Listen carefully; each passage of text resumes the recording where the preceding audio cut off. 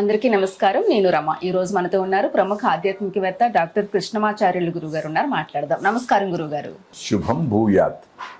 గురుగారు, మనకి దిష్టి తగలకుండా ఏనుగు వెంట్రుకని చేతికి రింగ్గా చేసుకొని పెట్టుకుంటూ ఉంటాము. అలాగే ఏనుగు కన్నుని కూడా ఇంటి ముందు మనం ఒక ఫ్రేమ్ లాగా చేసి పెట్టుకుంటూ ఉంటాము. ఏనుగు అంటేనే శుభకార్యాలకు మనకి శుభం అనుకుంటూ ఉంటాము. ఏనుగు తత్వం గురించి చెప్పండి. అలాగే ఇవన్నీ పాటించవచ్చా అసలు ఏనుగు సంబంధించి? ఇవన్నీ ఆచారాలు, పరంపరగా వచ్చే ఆచారాలు. మనకు ముఖ్యంగా దీనికి మనకు తెలియని రహస్యాలని గిరిజనులకు బాగా తెలుస్తాయి. కొండ కోణల్లో ఉండే గిరిజనులకు బాగా తెలుస్తాయి. ఒకటి. రెండు, ఏనుగు తత్వం చెప్పమన్నారు. ఏనుగు తత్వం అంటే ఎవరు?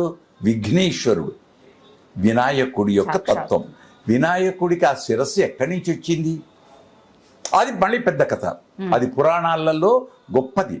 దుర్వాస మహాముని వెళ్ళి అమ్మను ఆరాధించాడు. మహాలక్ష్మి ఏం చేసింది? అనుగ్రహంతో ఆమె మెడలో ఉండే మాల ఇచ్చింది దుర్వాసుడికి. ఆ మాలను కంటికి అద్దుకొని తీసుకొని వస్తున్నాడు.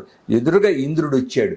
ఇంద్రుడు వచ్చిన తర్వాత పెద్దలు వచ్చినప్పుడు వాళ్ళని గౌరవించాలి కాబట్టి అమ్మ నుండి వచ్చిన అనుగ్రహం ఆ ఇంద్రునికి ఇచ్చాడు. ఆ ఇంద్రుడు అహంకారం చేత ఆ మాలను కనీసం దండం పెట్టకుండా, ప్రసాదంగా దండం పెట్టకుండా అది తీసి తన యొక్క ఐరావతం అనే ఏనుగు, ఆ 4 దంతాలతో తెల్లనిది, ఆ ఇదొక కుంభస్థలం మీద ఉంచాడు. ఏనుగు ఒక రకం. ఏమిటది? తలని ఇలా ఇలా అంటుంది. అనడం చేత ఏం జరిగింది? ఆ మాల కింద పడిపోయింది. కింద పడగానే తొక్కితే ఏం జరిగింది? ఇంద్రుడికి బలిచక్రవర్తి రూపంలో ఉండేటువంటి శత్రువు ద్వారా రాజ్యమంతా పోయింది. అమ్మ యొక్క ప్రసాదాన్ని నిర్లక్ష్యం చేసినందుకు. మళ్ళీ ఇప్పుడు ఏనుగు తలకు తాకింది కదా. ఆ ఏనుగు ఏమైంది? గజాసురుడనే రాక్షసుడు వినాయకుడి కథలలో ఆ వినాయకుడి యొక్క శిరస్సు ఖండించడం చేత ఉత్తరం దిక్కు శిరస్సు ఉంచినటువంటి ఆ ఉంటే దాన్ని తీసుకురమ్మన్నప్పుడు అప్పుడు ఆ ఏనుగు యొక్క శిరస్సు తీసుకొస్తే ఏమైంది? ఈరోజు ప్రతి పూజకు అగ్రదేవత పూజింపబడుతుంది.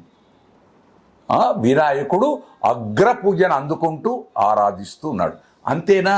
ఇంకొకటి గజలక్ష్మి, లక్ష్మీ ప్రసాదం. ఏనుగు అమ్మ చేత ఆరాధింపబడేటువంటి కుంభముల చేత దిగ్గస్తిభి కనక కుంభ ముఖావసృష్టై అంటాడు ఆదిశంకర్లు కనకదారా స్తోత్రాల్లో.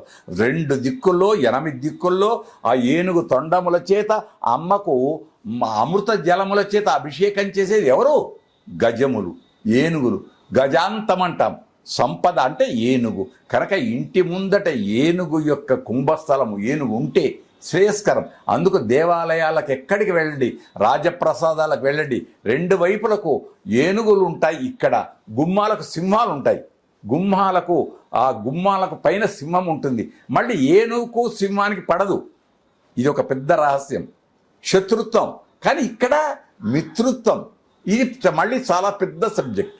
వాహనాలు, దేవాలయాలు, దేవుళ్ళు, వాహనాలు ఇవన్నీ చాలా గొప్పవి. అందుచేత అక్కడ గొప్పది ఆ వేణుగు యొక్క శిరస్సు.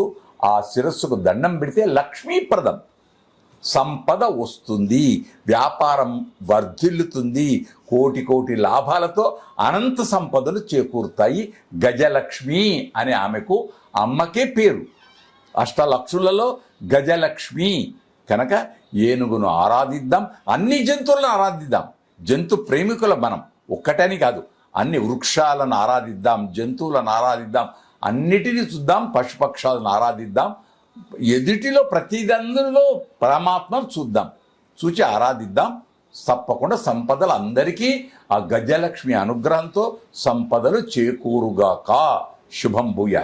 గురుగారు, మీ నుంచి ఎన్నో మంచి విషయాలను మన వాళ్ళందరూ తెలుసుకుంటున్నారు. వాళ్ళందరూ కూడా మంచి కామెంట్స్ పెడుతున్నారు మన ఛానల్లో. మీ బ్లెస్సింగ్స్ మన వాళ్ళందరికీ ఒకసారి. మనకి అధిక మాసం కాబట్టి సంతోషం. అధిక జ్యేష్ఠంలో ఉన్నాం కనుక అధికము ఆధిక్యమైన ఫలితం అందించుగాక. ఎందుకు? మొత్తం శాస్త్రాలలో చెప్పినటువంటి మంత్ర అనుష్ఠాన మాసం అంటాం. ఎప్పుడు అధిక మాసం వస్తుందో ఆ మాసాలలో దైవ ఆరాధనతో కూడుకున్నట్టు జప ఫలం.